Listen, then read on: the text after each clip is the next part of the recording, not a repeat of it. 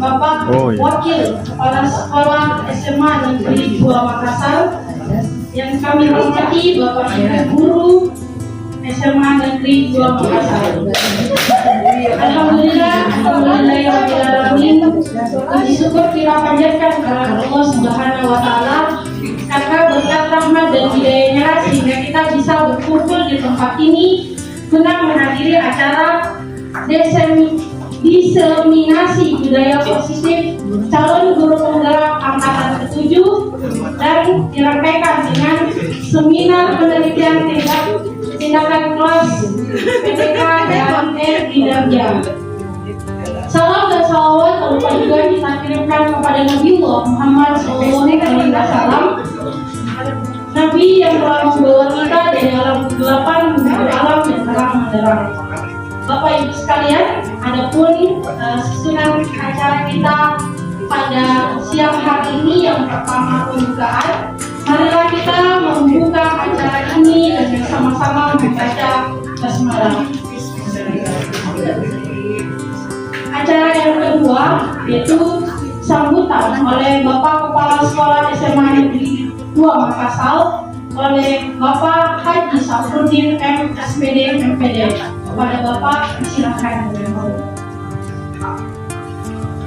Bismillahirrahmanirrahim. Assalamualaikum warahmatullahi wabarakatuh. Waalaikumsalam warahmatullahi wabarakatuh. Alhamdulillah, wassalam wala haula wala quwwata illa billah. Bapak dan Ibu, marilah tentunya kita memanjatkan puji syukur kepada Allah Subhanahu wa Ta'ala. Ini siang ini setelah kita istirahat sholat Jumat lagi kembali lagi melanjutkan kegiatan yang tidak kalah pentingnya juga, yaitu diseminasi budaya positif untuk calon penggerak dan tidak semua. Terus rangkaian juga kegiatan pada Jumat yang lalu, yaitu terkait penelitian tindakan kelas serta kinerja. Salam dan takdim semua senantiasa tercurah dijadikan dari Allah Muhammad SAW. Bapak dan Ibu,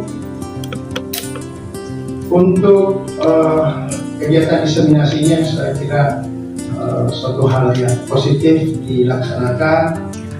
Jadi nanti guru penggerak di sekolah kita semakin bertambah, juga akan memperbaiki tentu lapor pendidikan sekolah kita. Dan apa yang diperoleh selama kurang lebih 6 bulan sekarang ya Bu, sudah 6 bulan itu bisa mengimbaskan kepada teman-teman yang memang juga sudah tidak bisa mengikuti program guru penggerak ini karena persoalannya juga sudah lewat umur, karena persyaratan ini di bawah 50 tahun.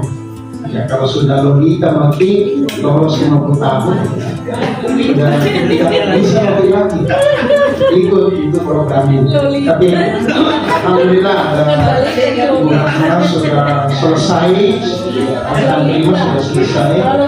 Angkatan ke-7 ada Pak Haira, Ibu Suda, Ibu Ica justru ya fasilitator ya, alhamdulillah. Ibu Rizka angkatan kedua ya, alhamdulillah. Ini saya berharap dengan adanya kegiatan diseminasi budaya positif ini, maka budaya yang memang sudah menjadi kultur sekolah kita ya, itu semakin membaik, akan nanti berdampak pada karakter peserta didik kita. Budaya positif yang kita panjatkan ke peserta didik itu bisa berdampak melakukan itu. Saya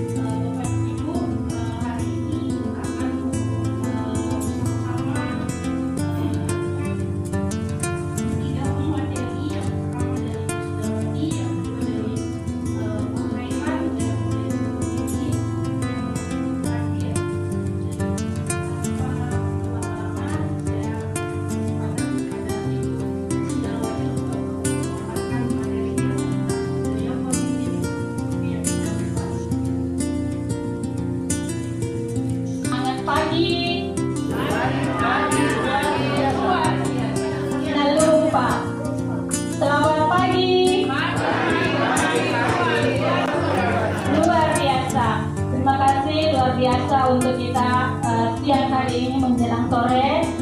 Saya ucapkan terima kasih banyak kepada Bapak Kepala UPT SMA Negeri 2 Makassar, Bapak Parawa Kasek, dan Bapak Ibu guru hebat yang ada di SMA Negeri 2 Makassar yang memberikan dukungan penuh kepada kegiatan yang akan kami lakukan hari ini. Jadi kami kolaborasi bersama Pak Hairan, Ibu Ica untuk pengimbasan budaya positif yang kami telah pahami selama bergabung di program Guru Penggerak. Jadi tanpa mengurangi rasa hormat, izinkan kami menyampaikan sedikit apa yang telah kami pelajari dan mungkin saja, bukan mungkin ya, yang sangat diharapkan untuk bisa diterapkan bersama-sama di sekolah kita ini demi perbaikan sekolah kita ke depannya. Sedikit mungkin saya menulis hanya satu slide tentang selain pandang guru penggerak, sekalipun mungkin ini sudah pada umumnya Bapak Ibu guru tahu, apalagi yang sudah menjadi guru penggerak ini sudah tidak asing lagi di telinga kita bahwa guru penggerak itu adalah pemimpin pembelajaran yang sedianya mendorong tumbuh kembang murid secara holistik. Jadi kita bagaimana diharapkan mengikuti perkembangan pembelajaran peserta didik kita secara menyeluruh, aktif dan proaktif dalam mengembangkan pendidik lainnya untuk mengimplementasikan pembelajaran yang berpusat kepada peserta didik. Di sini mengenai berpusat pada peserta didik, mungkin selama ini kita apa ya istilahnya, menjadi guru itu kalau bukan siswa kita tidak ada artinya. Sering kita mengatakan seperti itu. Apalah artinya guru hebat tanpa siswa? Apalah artinya kepala hebat tanpa kepala sekolah hebat tanpa siswa? Iya, tapi selama ini saya mengatakan bahwa saya loh sudah mengajar berpusat pada peserta didik. Ya iya, setelah tergabung di dalam program guru penggerak, ternyata yang saya pahami tentang berpusat pada peserta didik itu sangat jauh berbeda dengan apa yang selama ini saya terapkan, saya pribadi terapkan. Dan mungkin juga Bapak Ibu guru ada yang seperti itu, tapi khusus saya pribadi, kalau kita berdasar pada filosofi pembelajaran yang diharapkan oleh Ki Hajar Dewantara, masih sangat jauh dari apa yang diharapkan. Bahwa berpusat kepada peserta didik itu betul-betul kita memberikan sepenuhnya apa maunya peserta didik. Jadi tidak lagi berlaku bahwa ini loh anakku format yang harus kalian isi, harus begini ya, kalau tidak ibu tidak terima. Saya dulu begitu, terus terang, bahwa kalau ada format yang saya bagikan ke peserta didik, mau itu tugas, mau itu ulangan harian atau apa, pokoknya kalau saya menyuruh bentuk video, ya video. Kalau saya menyuruh bentuk narasi, ya narasi. Ternyata berpusat pada peserta didik itu betul-betul harus bagaimana memahami peserta didik terkait gaya belajar dan minat belajar dari peserta didik itu sendiri. Sekalipun kita sudah memberikan ini yang kita mau, tapi kalau ada mereka yang mau menyampaikan yang lain, selagi ketercapaian tujuan pembelajaran tidak keluar dari apa yang ingin kita capai, itu sah-sah saja.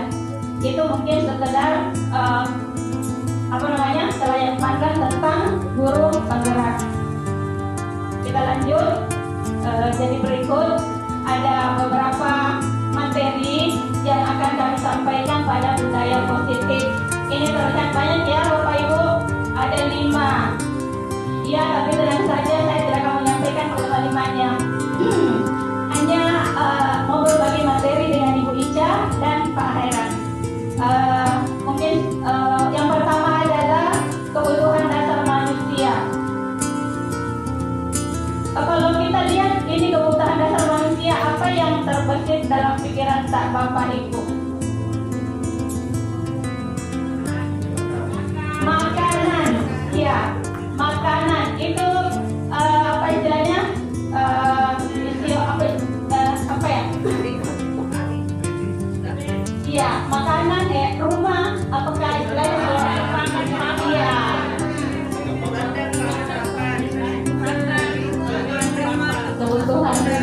pendidikan ya. Ya, oke. Yang kedua adalah keyakinan. Sebenarnya kita lihat keyakinan kelas. Kalau keyakinan kelas, apa yang kita bayangkan, yang biasa kita lakukan tentang keyakinan kelas? Kesepakatan kelas. Selain kesepakatan kelas, ada istilah lainnya. Ya, bolehlah kontrak belajar, boleh peraturan kelas.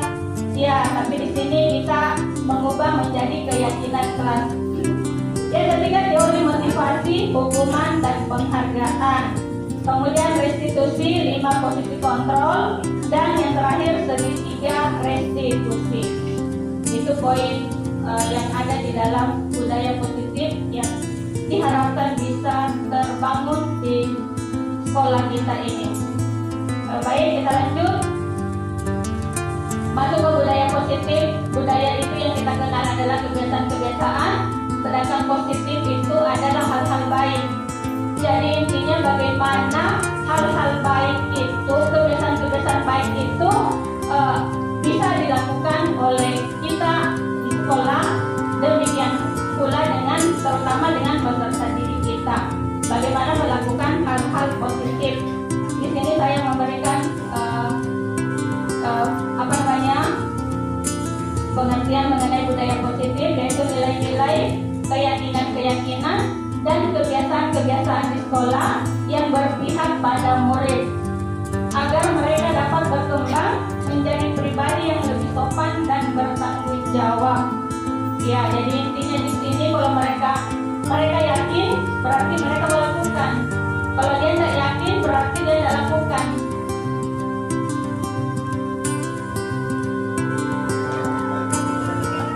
Baik, selanjutnya untuk presentasi selanjutnya masih budaya positif, tapi materinya adalah 5 posisi kontrol yang lebih dia fokuskan untuk Bapak Hairan. Kepada Bapak Hairan dengan hormat disilakan.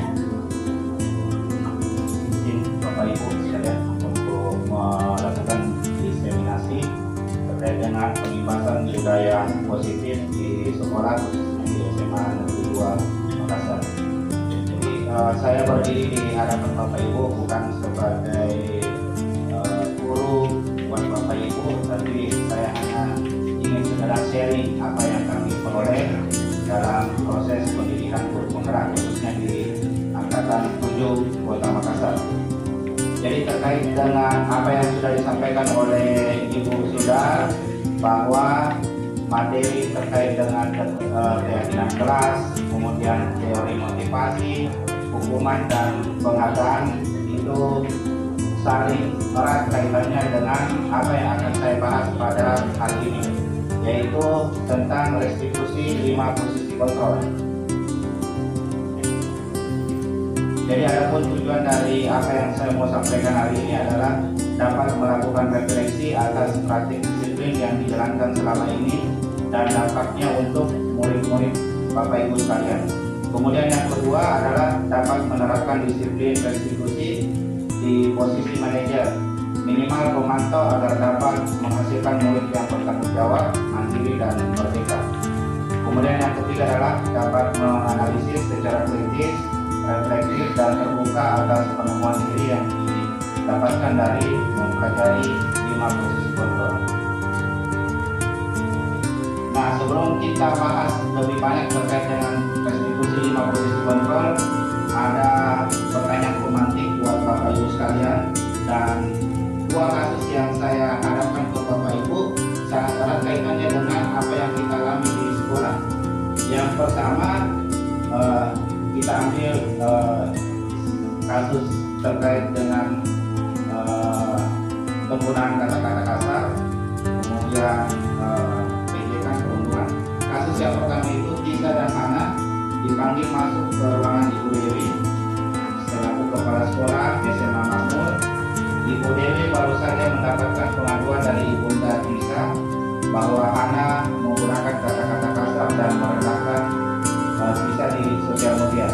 Kemudian kasus yang kedua adalah Anto jarang sekali hadir di pembelajaran jarak jauh, dan pada saat hadir pun Anto seringkali menggunakan kata-kata kasar di forum chat, mengejek teman-temannya hal ini sudah sangat mengganggu dan beberapa orang tua murid yang mengikuti pembelajaran daring mengeluhkan tentang perilaku Anto di pembelajaran jarak jauh. Jadi kasus ini kurang lebih hampir kita alami, terutama pada saat pembelajaran jarak jauh kemarin. Dan ini juga bisa terjadi di pembelajaran offline di kelas. Ya. Kira-kira kalau posisi Bapak Ibu sekalian berada pada kasus ini, penerapan disiplin apakah yang akan Bapak Ibu lakukan terhadap Hana dan kasus Anto tadi? Mungkin ada responnya dari Bapak Ibu sekalian, satu atau dua orang, terkait dengan misalnya ada anak-anak yang berkata-kata kasar di kelas atau melakukan perundungan berupa ejekan baik secara fisik maupun verbal. Ada mungkin responnya Bapak Ibu sekarang, dia silakan main.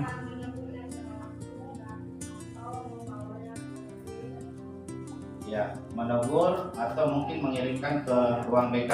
Lanjut materi kita terkait dengan 5 posisi kontrol tadi. Jadi kurang lebih sudah ada 2 gambaran tentang bagaimana menghadapi seorang peserta didik dihadapkan dengan beberapa kasus.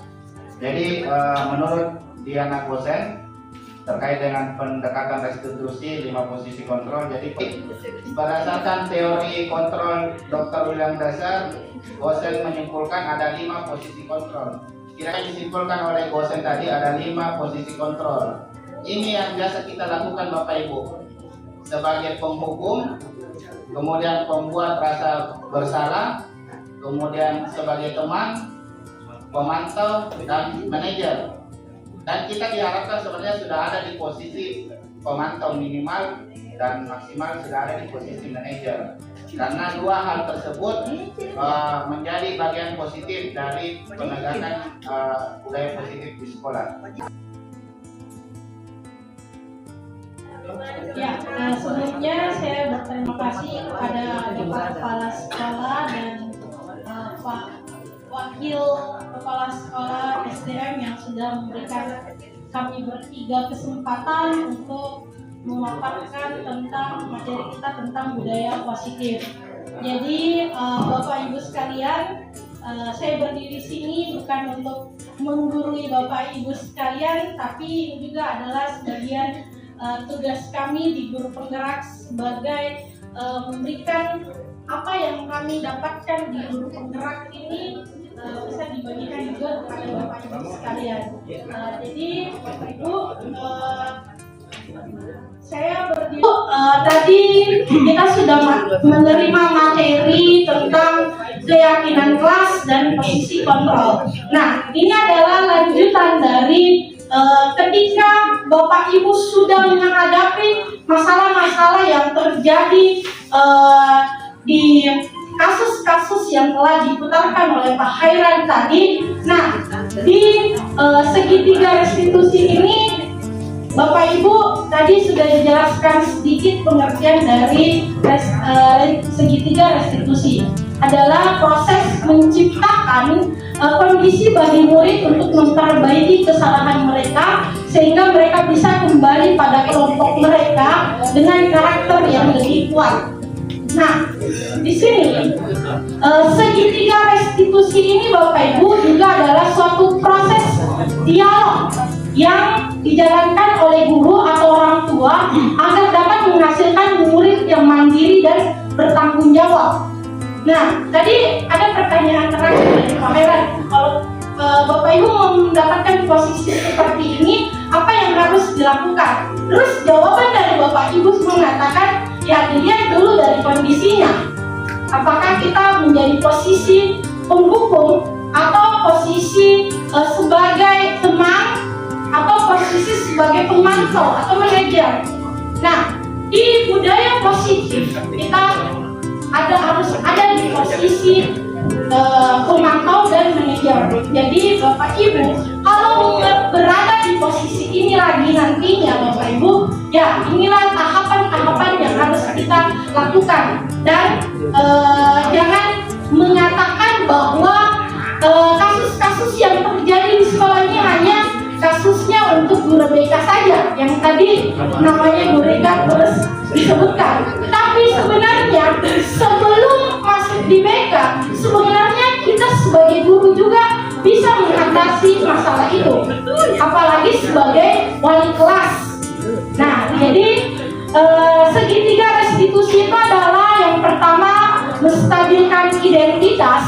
validasi tindakan yang salah, dan menanyakan keyakinan. Nah, kan segitiga restitusi ini adalah dialog antara anak dan guru ini ketika mendapatkan masalah. Nah, saya berikan kasus ya Bapak Ibu.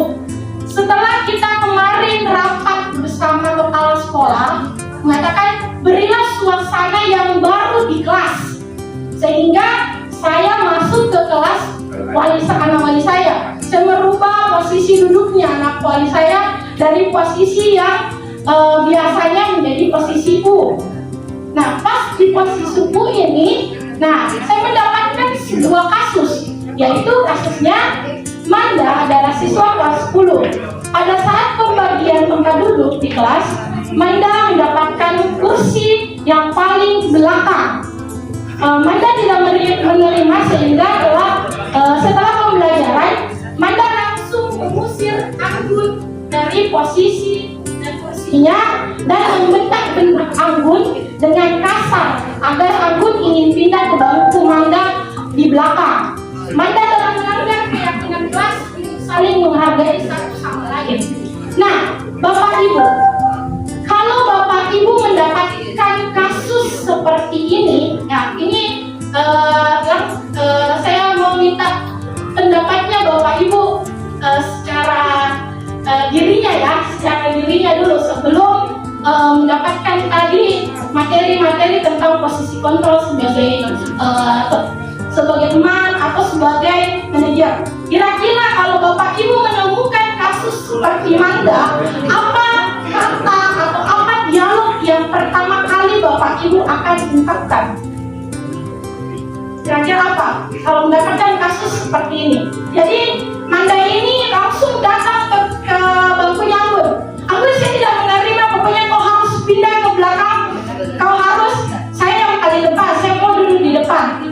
Nah, kalau Bapak Ibu mendapatkan kasus seperti ini, pas Anggun dipanggil, pas Manda dipanggil ke depan Bapak Ibu, kira-kira apa yang Bapak Ibu akan katakan? Kenapa? Aku mau pindah ya, itu pertanyaan pertama. Kenapa menyuruh temannya pindah? Ya Bu. Kenapa menyuruh temannya pindah? Kenapa kamu sudah di situ di tempatnya? Oke, kenapa kamu menyuruh teman kamu untuk pindah padahal kamu sudah ditempatkan? Ada lagi? Nah, kebiasaan juga yang kami dapatkan ya, kalau kita mendapatkan kasus-kasus yang terjadi di anak kita itu langsung menyudutkan anak tersebut. Mana kau lagi yang bikin masalah. Pasti kita selalu mengucapkan kata-kata seperti itu pada anak kita. Mana kenapa kau suruh dengan nada keras, nada tinggi? Kenapa kau suruh Anggun untuk pindah dari tempat dudukmu? Atau kita mengatakan, Manda, kau selalu saja bikin masalah. Kalau kamu bikin masalah, kelas ini lagi heboh, nanti bisa jadi saya lagi sebagai wali kelas yang dipanggil oleh kepala sekolah. Nah, ini kan seperti yang tadi di kasusnya bahwa sebagai posisi kontrol di sini untuk membuat anak merasa bersalah.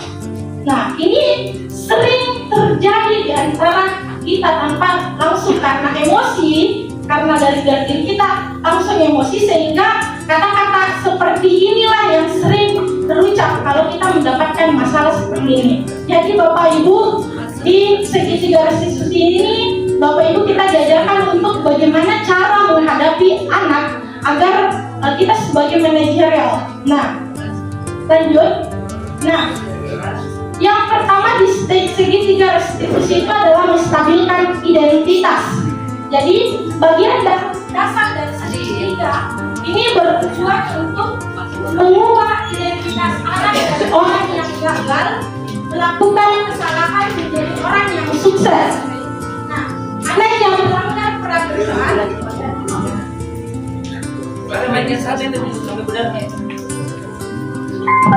anak yang pernah mencari perhatian adalah anak yang sedang mengalami kegagalan. Dia mencoba untuk memahami Tuhan dasarnya, namun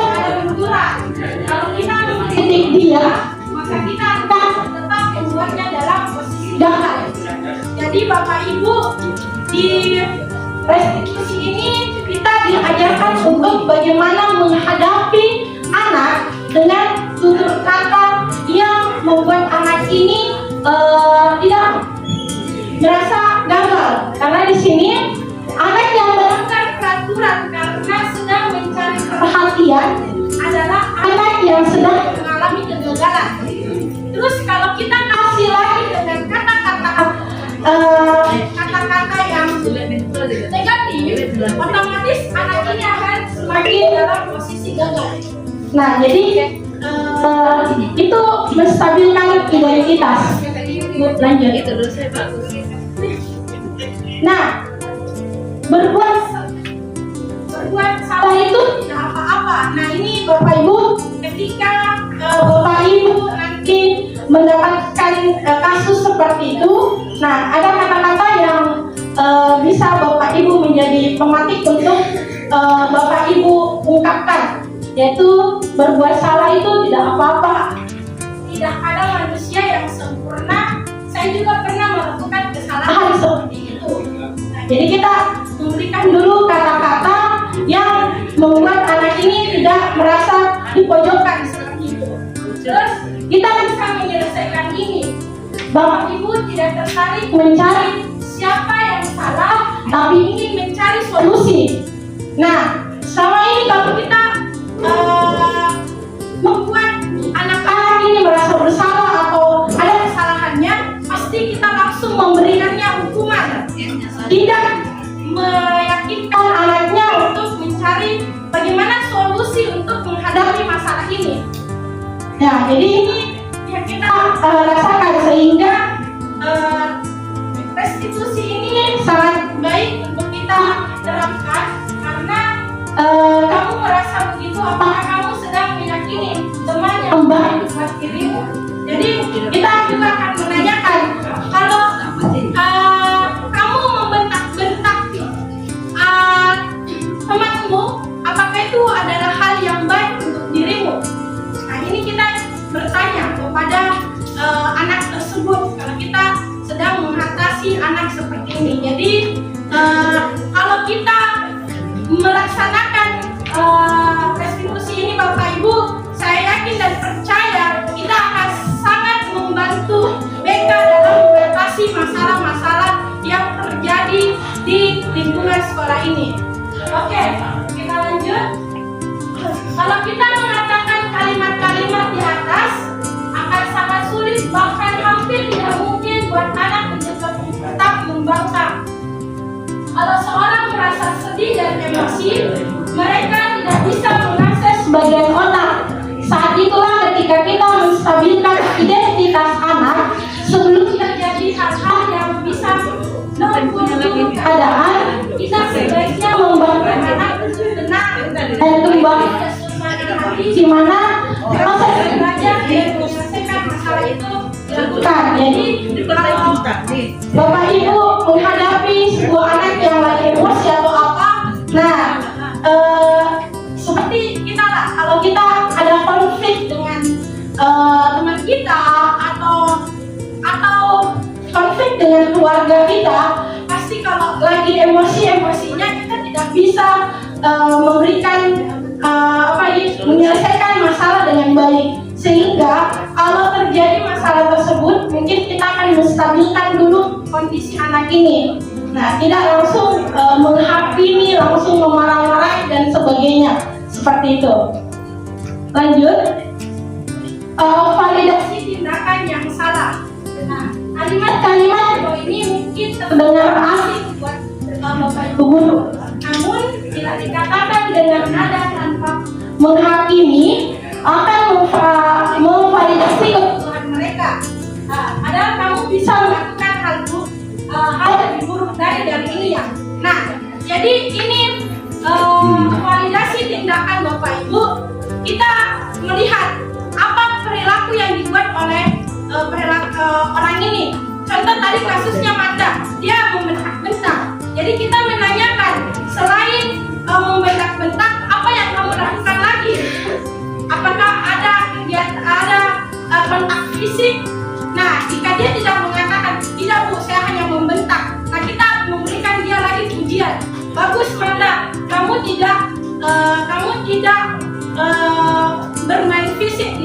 tapi kamu hanya memberikan lagi, hanya berkata kasar saja.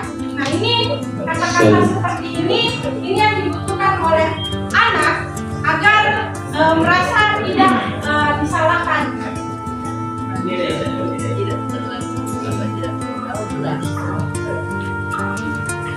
Kamu patut bangga pada dirimu sendiri karena kamu telah melindungi sesuatu yang penting buatmu. Terus kamu boleh mempertahankan sikapmu itu, tapi kamu harus menambah sikap yang baru. Oke Bapak Ibu, selanjutnya setelah validasi tindakan itu sudah masuk kepada menanyakan keyakinan. Jadi menanyakan keyakinan itu adalah ketika identitas sukses telah tercapai atau langkah 1 dan tingkah laku yang salah telah divalidasi atau langkah 2, maka akan siap untuk dihubungkan dengan nilai-nilai yang dipercaya dan perpindahan menjadi orang yang dia inginkan. Adapun pertanyaan-pertanyaan di bawah ini menghubungkan keyakinan anak dengan keyakinan kelas atau keluarga. Jadi ini nanti Bapak Ibu kalau mendapatkan kasus bisa Bapak Ibu memberikan pernyataan dengan kata-kata berikut ini. Yang pertama, apa yang kita percaya sebagai kelas atau keluarga. Terus apa nilai umum yang telah kita sepakati, apa bayangan kita tentang kelas yang ideal, dan yang terakhir kamu mau jadi orang yang seperti apa. Oke, lanjut Bu. Nah Bapak Ibu, selanjutnya itu ada video segitiga restitusi yang akan saya nanti putarkan ke Bapak Ibu, bukti implementasi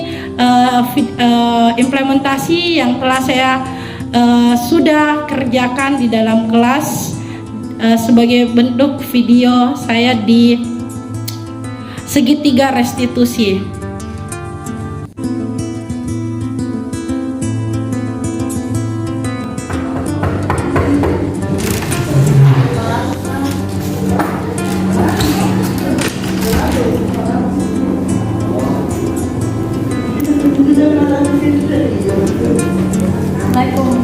Waalaikumsalam Manda, silakan duduk. Jadi Manda, Ibu dengar dari Ibu Yanti, setelah pembelajaran matematika katanya kamu ada konflik ya dengan Anggun. Iya Bu, saya marah sama Anggun gara-gara saya ingin duduk di bangku pertama. Saya tidak suka di bangku belakang Bu. Jadi apa yang kamu lakukan sama Anggun Manda? Saya hanya marah Bu dan berkata kasar pada Anggun di depan teman-teman kelasku. Kenapa kamu melakukan itu Manda? Apa alasannya? Kalau saya duduk di belakang, otomatis saya tidak terlalu fokus Bu. Saya sering ingin tidur, jadi saya itu tidak suka di belakang Bu. Selain memarahinya, apalagi yang kamu lakukan? Saya hanya berkata kasar Bu kepada Anggun di depan teman-teman kelasku, tidak melakukan kontak fisik. Wah, syukurlah Manda karena kamu hanya berkata kasar ya, tidak melakukan hal fisik. Karena kalau kamu melakukan hal fisik itu lebih parah lagi masalah ini. Iya Bu, saya masih bisa menahan emosi saya supaya tidak melakukan kekerasan fisik. Jadi Manda, setelah kamu melakukan hal seperti itu, apakah kamu meyakini bahwa kamu menjadi orang yang lebih baik dari dirimu? Tidak Bu. Nah Manda, sekarang kita lihat tindakan kamu dengan marah di depan Anggun dengan kata-kata kasar. Apakah itu sesuai dengan keyakinan yang telah kita buat dalam kelas? Tidak Bu. Nah, jadi kira-kira keyakinan apa yang kurang sesuai dengan apa yang menjadi keinginan kamu Manda? Saya tidak menghargai teman kelasku Bu, dan saya membuat keributan. Ya. Apakah kamu meyakini bahwa dengan saling menghargai itu adalah suatu hal yang penting? Yakin Bu, saya hanya terlanjur emosi sampai-sampai saya berkata kasar Bu di depan teman-teman saya dan membuat keributan. Jadi apa yang harusnya kamu lakukan untuk saling menghargai? Ya seharusnya saya berbicara baik-baik sama Anggun. Otomatis Anggun juga memahami kekurangan saya kalau saya tidak duduk di paling bangku pertama. Jadi kira-kira apakah kamu bersedia menyelesaikan masalah ini? Bersedia, Bu. Apa yang harus kamu lakukan dengan menyelesaikan masalah ini? Saya mau meminta maaf kepada Anggun, Bu, sama teman kelasku karena sudah membuat keributan. Oke, jadi Manda, nanti kamu temui Anggun, minta maaf dan jangan lagi lakukan hal yang seperti itu ya Manda. Oke. Makasih, Bu. Makasih.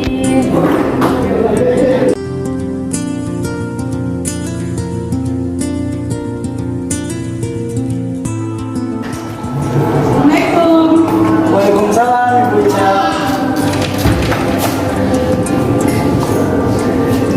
Fadil, silakan meja Ibu. Oh iya, Ibu.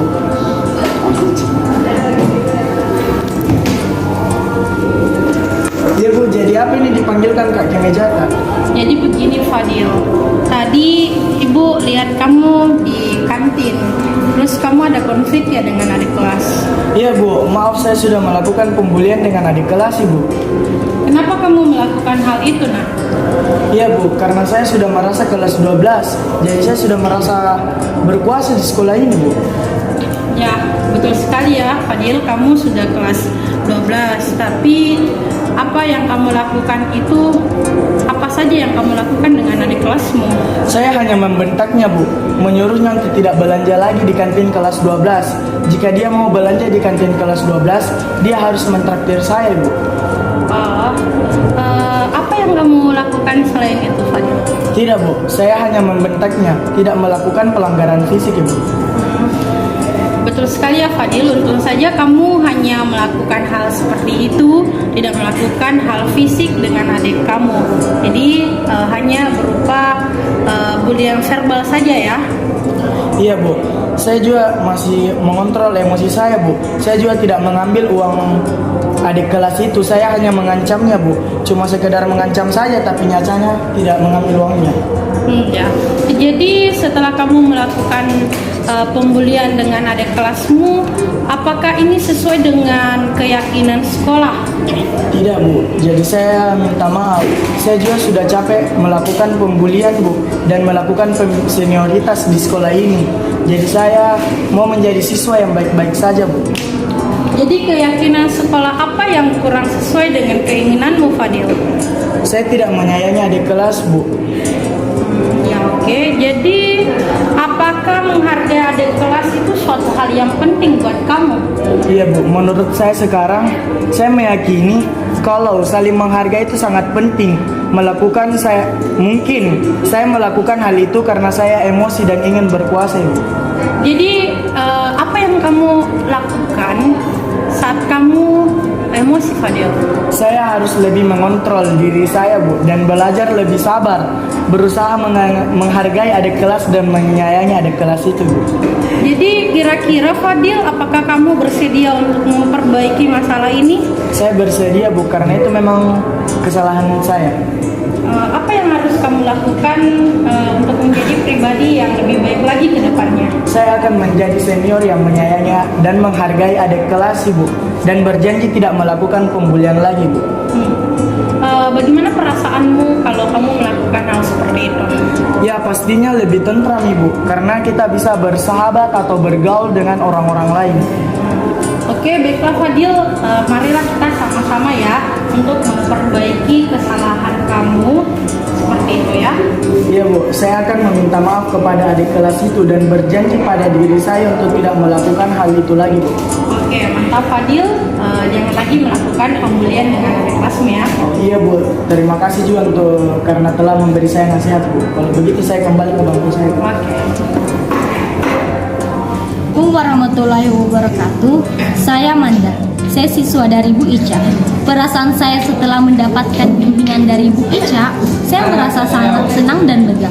Karena kesalahan yang saya buat membuat saya sadar diri bahwa apa yang saya lakukan tidak sesuai dengan keyakinan kelas yang kami telah sepakati. Saya bisa mencari solusi sendiri dalam menghadapi masalah yang saya hadapi dan mengembangkan diri saya untuk jauh lebih baik lagi ke depannya.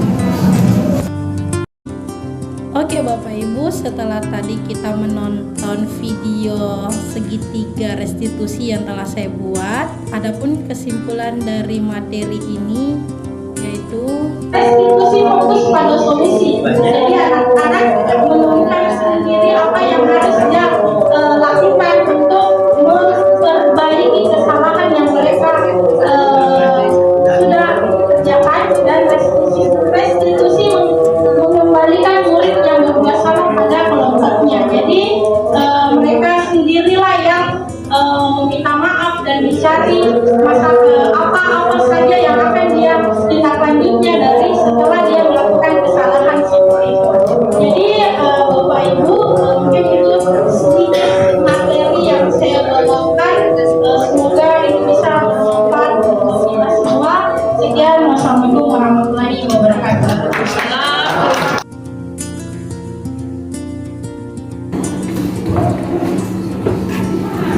Doa selesai. Oke, anak-anak sekalian, alhamdulillahirrahmanirrahim, tidak kata yang pantas terucap dari lidah yang tak bertulang ini kecuali hanya bersyukur kepada Allah Subhanahu wa Ta'ala, karena berkatnya lah kita bisa kembali belajar di semester 2 ini. Jadi bagaimana liburannya kalian di semester kemarin? Jadi ini adalah semester awal kita. Jadi semoga di semester awal ini bisa menjadi semangat baru buat kita, dan semoga juga menjadi lembaran baru di semester 2 ini. Nah, jadi anak-anak sekalian, pastinya kita bisa refleksi di semester yang lalu tentang banyaknya konflik-konflik yang terjadi di antara kalian, di antara di kelas kita ini, sehingga saya berini atau perubahan yang kita akan lakukan bersama-sama agar berjalannya semester 2 ini jauh lebih baik dibandingkan di semester yang lalu. Nah, apa perubahan-perubahan yang akan kita lakukan? Yaitu di semester yang lalu kita belum membuat tentang keyakinan kelas, sehingga banyaknya pelanggaran-pelanggaran atau aturan-aturan, serta belum ada kesadaran dirinya dari anak-anak sekalian, sehingga banyaknya terjadi konflik-konflik yang terjadi di antara di kelas ini. Nah, jadi perubahan-perubahan ini kita akan lakukan lebih baik lagi di semester 2 ini. Nah, jadi sebentar kita akan sama-sama membuat sebuah keyakinan kelas. Nah, kalian tahu apa itu keyakinan kelas? Tidak? Oke, gak apa-apa, kalian baru pasti mendengar istilah ini toh? Jadi keyakinan kelas itu sama dengan nilai-nilai kebajikan atau nilai-nilai positif yang akan kita lakukan di kelas kita ini. Nah, pasti anak-anak sudah tahu bahwa kenapa ada peraturan kita memakai helm, ya kan? Kita memakai helm karena apa? Kepala, selamat dari polisi. Oke, apalagi selamat dari bahaya kan? Nah, itu kita sudah meyakini bahwa kalau kita tidak melakukan, tidak memakai helm, pasti kita akan mendapatkan bahaya. Itu adalah bentuk dari keyakinan. Nah, kalau kita membuat sebuah peraturan itu bisa jadi kalian memakai helm itu karena takut sama polisi, ya seperti kalian sebutkan tadi, ya kan? Nah, jadi disinilah sebentar kita juga akan membuat keyakinan kelas ini supaya kita yakin. Contoh ya, keyakinan kelas yang kalian bisa berikan, saling menghormati satu sama lain dalam kelas. Nah, ini bentuk budaya positifnya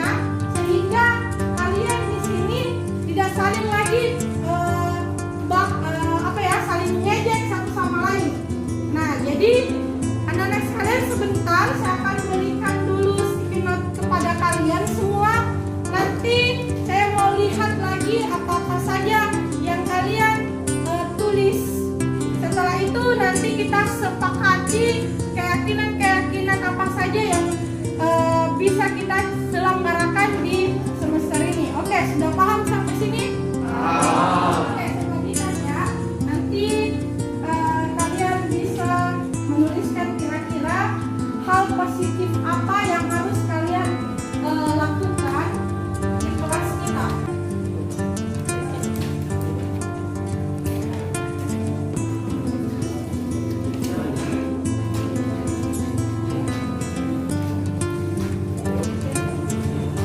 Oke, yang sudah mendapatkan kertas itu sudah bisa menuliskan. Kemudian nanti akan kalian tempel di papan tulis.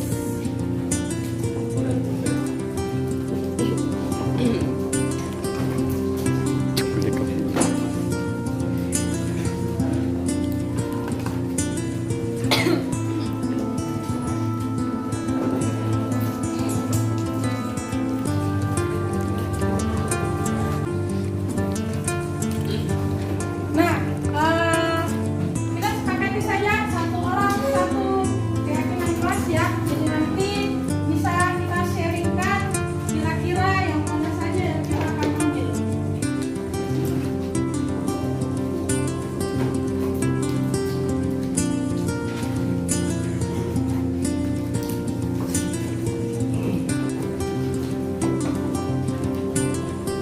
Nah, kalau masih ada yang belum paham, bagaimana contohnya Bu keyakinan kelas. Nah, ya dilarang ribut. Nah, kira-kira apa kata lebih positifnya dilarang ribut? Jangan ribut kan, jangan pakai kata jangan. Apalagi apa? Ya itu bisa berbicara dengan teman, tapi ketika dalam segi diskusi. Nah, pada saat proses pembelajaran gurunya menjelaskan, itu kalian bisa diam gitu. Tapi pada saat sesi diskusi diharapkan untuk lebih aktif. Nah, jadi bisa seperti itu. Kalian nulisnya aktif dalam pembelajaran. Nah, jadi kira-kira apa yang kalian nanti mau tuliskan?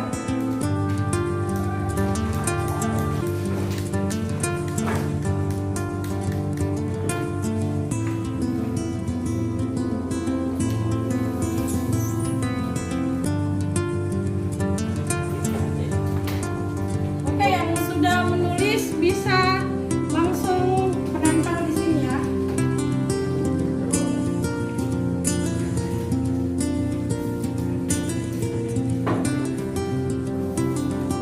Oke, Adila sudah selesai?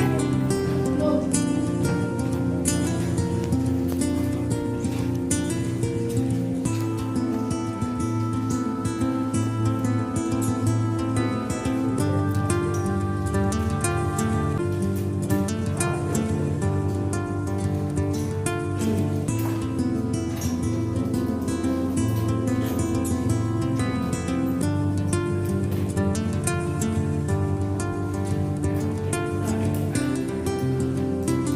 Ditulis namanya. Ya, bisa saya tulis nama atau nggak usah juga nggak apa-apa. Ya, silakan ya.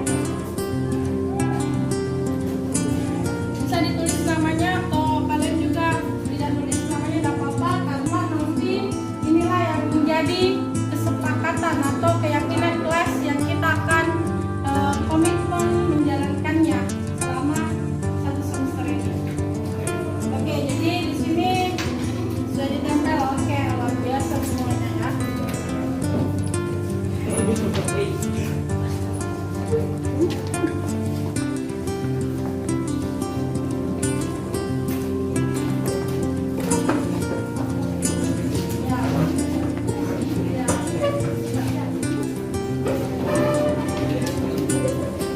Ya.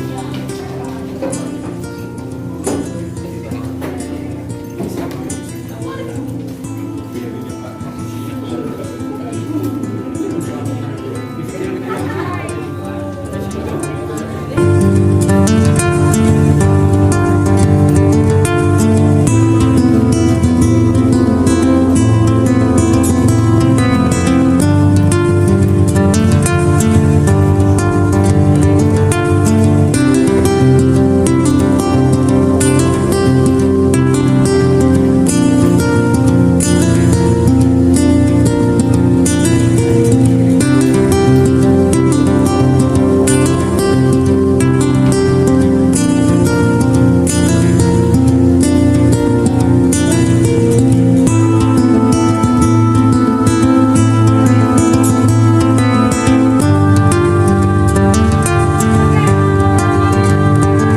sudah menuliskan keyakinan kelasnya. Di sini sudah ada sekitar 36 siswa dari 10 menuliskan keyakinan kelas, dan saya akan membacakan. Nanti kita sepakati beberapa saja yang kita akan yakini dulu sebagai proses di awal ini, karena kita akan ini keyakinan kelasnya masih bersifat abstrak, atau nanti kalau ada lagi kesepakatan atau keyakinan lainnya bisa nanti ditambahkan di proses pembelajaran selanjutnya.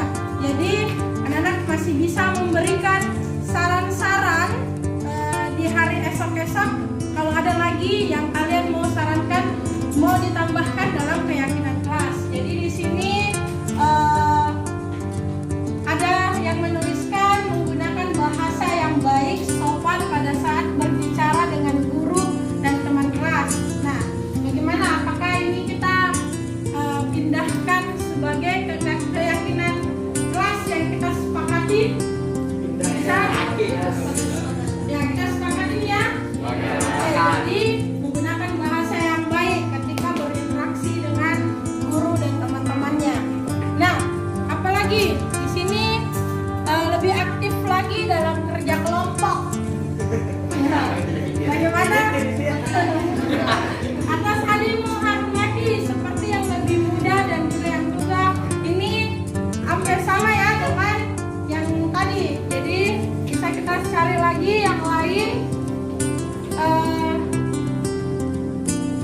Aktif saat proses pembelajaran maupun pada saat pengelompokan dalam diskusi. Ya, lebih baik Bagaimana? itu daripada yang dari tadi kan cuma kelompok, jadi ini kita dapat dua-dua lah. Oke, jadi ini kita sepakat ya. Aktif saat proses pembelajaran maupun pada saat pengelompokan dan diskusi. Jadi ini kita yakini juga ya. Terus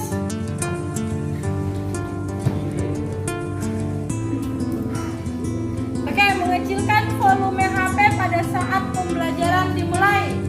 Oke? Ya, tentunya itu saya sepakat. Oke, ada lagi saling menghormati, rapikan bangku dan kursi saat sudah dipakai. Bagaimana? Jadi ini kita sepakati juga, karena kalau kalian tidak merapikan kursinya yang kalau sudah dipakai, nah itu bisa jadi nanti kelas kelihatan tidak rapi. Jadi gurunya ketika ada guru baru lagi yang masuk, nanti mengatakan bahwa wow, kenapa kelas ini berantakan dan sebagainya. Sehingga kita sepakati merapikan bangku dan kursi saat sudah dipakai. Oke. Terus apa lagi nih?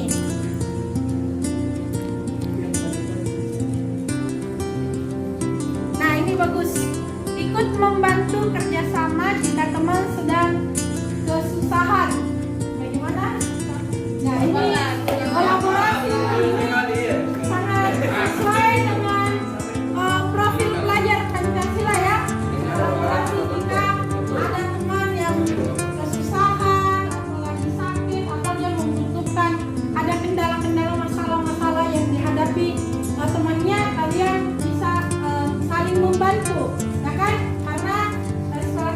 sudah sekolah penggerak. Jadi mewujudkan profil pelajar Pancasila itu sudah kewajiban kita saling membantu satu sama lain. Oke, jadi kita juga sepakati ini.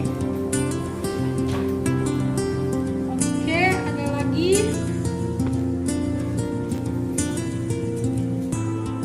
Saling membantu ini sama saja pada saat pembelajaran tolong tidak ribut. Nah, ini pada saat pembelajaran tolong untuk tidak ribut. Nah, jadi bagaimana nih? Ini nanti bisa kita tambahkan saja yang pada saat HP disalenkan, kemudian pada saat proses pembelajaran juga tidak ribut. Maksudnya di sini tidak ribut kalau gurunya menjelaskan atau kalian tidak ada guru, tiba-tiba kan ada tugas tambahan atau tugas kelompok yang dilakukan oleh temannya, kalian bisa saling menghormati untuk tidak ribut pada saat proses temannya mengerjakan tugas. Nah, ini nanti bisa ditambahkan saja di forum yang sudah ada di sini. Oke, fokus pada jam pertama mengerjakan tugas tepat waktu. Ya, ini juga bagus. Mengerjakan tugas tepat waktu, menjaga kebersihan kelas, disiplin dan tepat waktu. Nah, ini juga bagus karena ada beberapa yang masih kurang disiplin dalam kehadiran dalam kelas. Jadi masih ada yang lewat 15 menit baru masuk ke kelas, ya kan? Nah, jadi ini juga kita sepakati.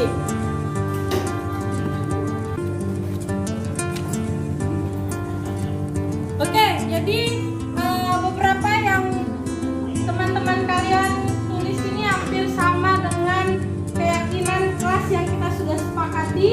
Jadi bagaimana kalau kita sepakati saja ada 1, 2, 3, 4, 5, 6 ini dulu. Nanti kalau memang ada tambahan-tambahan lagi baru kita menambahkan, oke? Karena ini kan akan ditempel di kelasnya kalian, jadi kalau ada tambahan nanti bisa kalian tambahkan lagi keyakinan kelas ini.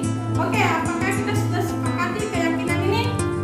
Oke, kalau sepakat silakan satu persatu dari cowoknya untuk menandatangani keyakinan kelas dari 10-10. Oke, silakan. Ya, boleh ditandatangani. Ya, di sini di bawahnya.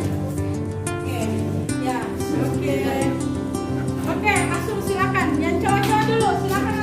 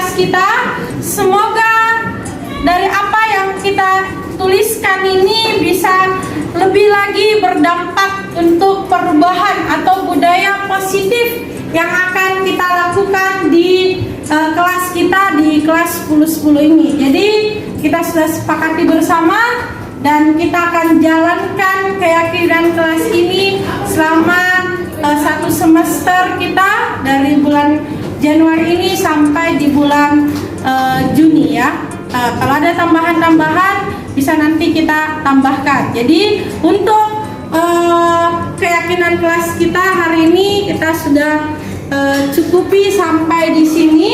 Lebih dan kurangnya mohon dimaafkan. Nanti kita akan lanjutkan proses pembelajaran kita di materi bahasa Indonesia. Sekian, wassalamualaikum warahmatullahi wabarakatuh. Waalaikumsalam.